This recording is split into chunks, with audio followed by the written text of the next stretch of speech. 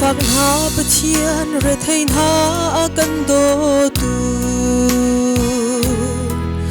kan ni kut ke pum ting lau mi kan cha hi vo lei chung hi thu mal nak angai khâu lau nun nak van sang hoi har in kan lộc na kinh kan hu khâu lau hoi xin phak kho lau sa chun bồi pa o dây tin đã kan nun ning sing ha lang ak hang in ilai za a chom tu mo kan pathian kan nun hi nang ma noi tu si se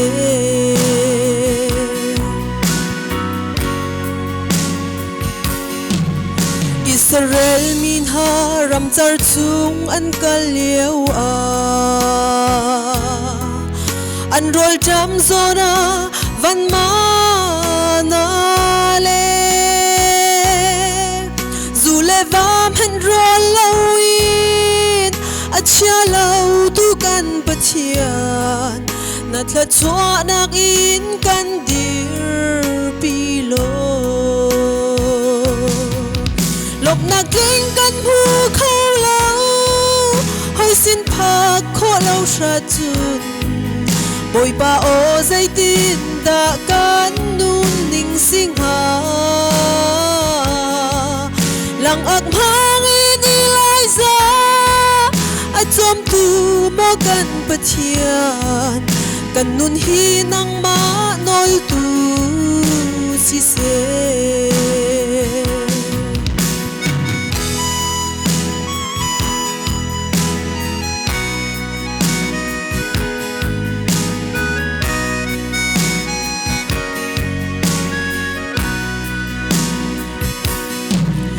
dây tích chan phan a ang hil ban lâu kan pathian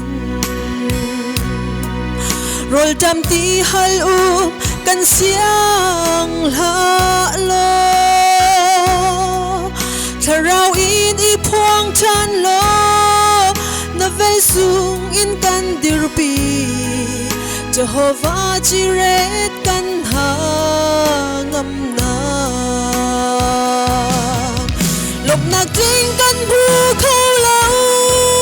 hoi xin phak kho lau sa chun bồi pa o dây tin đã kan nun ning sing ha